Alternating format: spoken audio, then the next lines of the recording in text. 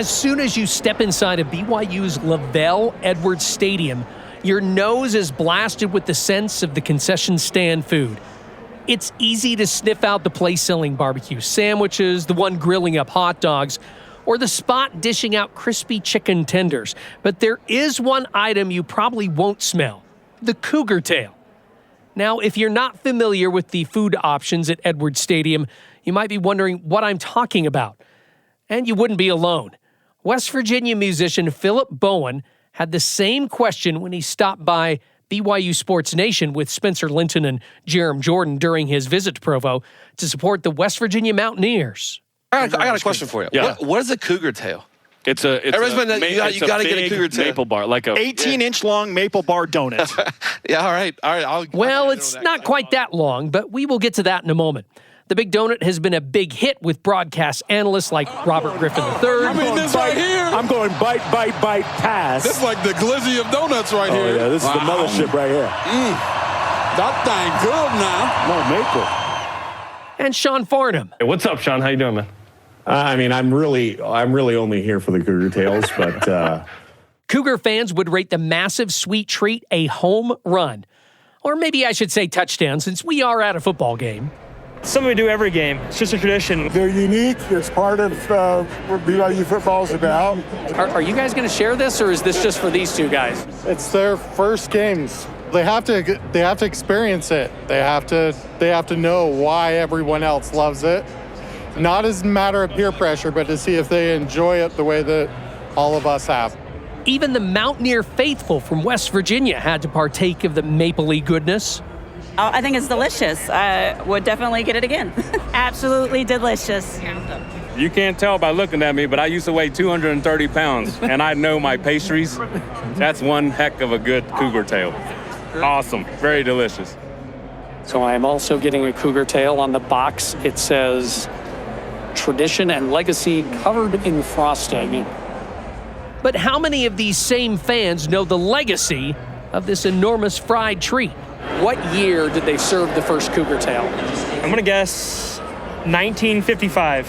Okay, 1955. I'll go like 1987. 82. 82? I was going to say 85. 85. I'd say before that. How about 1978? Okay, what do you guys think? I'm thinking late 80s. Late 80s. 1986. Oh, no, you guys are way off. This is the Big Stories Podcast, where we tell the amazing and inspiring stories from across the Big 12 Conference.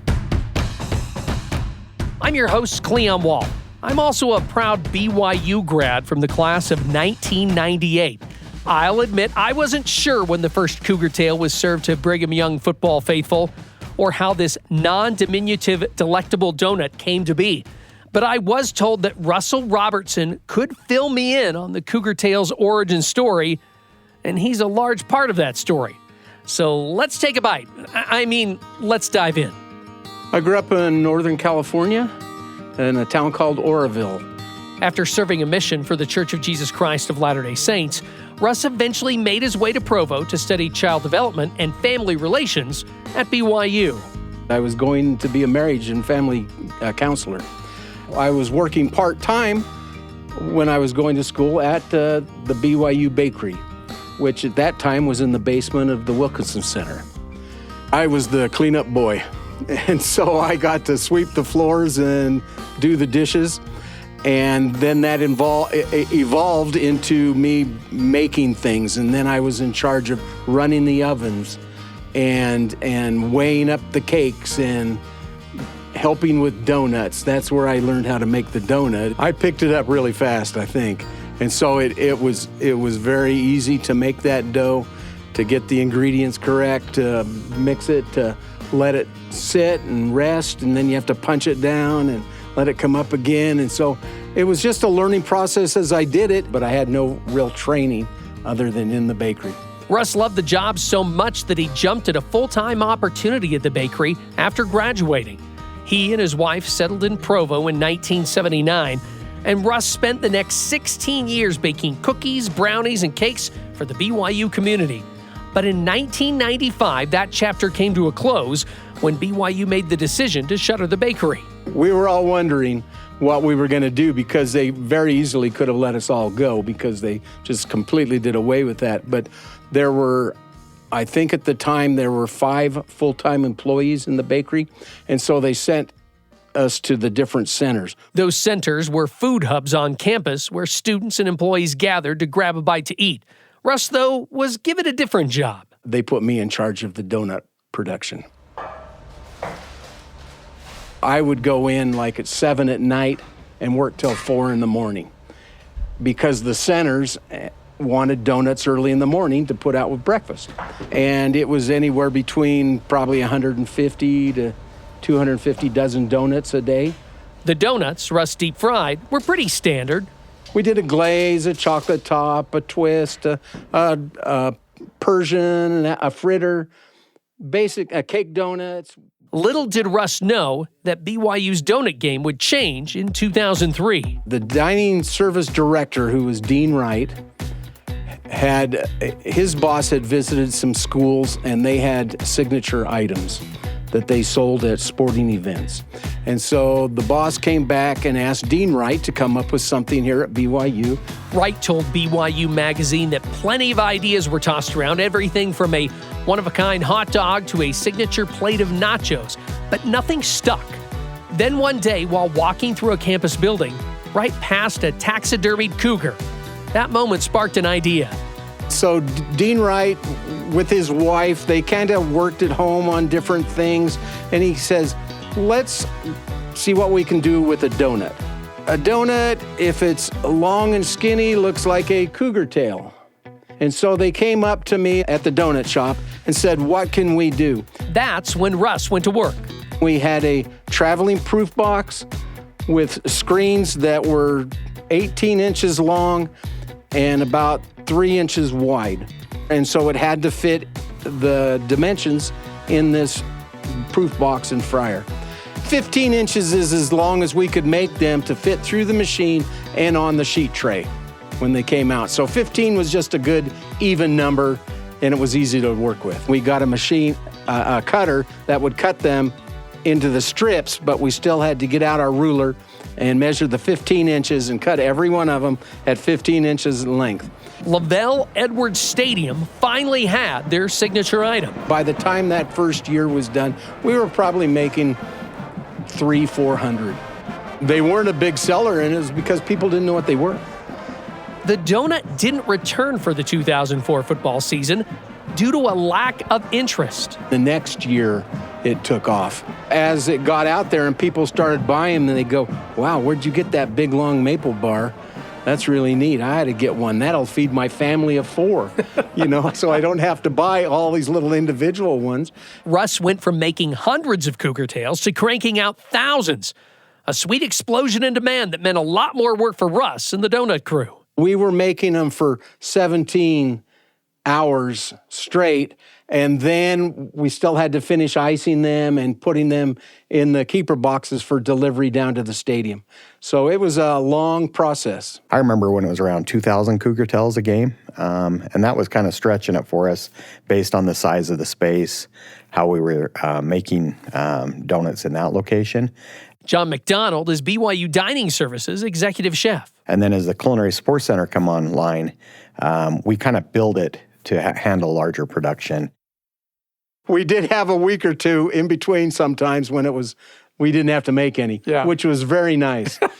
But there were occasions like we played some football games, some bowl games like in Las Vegas, where we would have to make cougar tails. They would drive them down in a truck and sell them at the bowl game.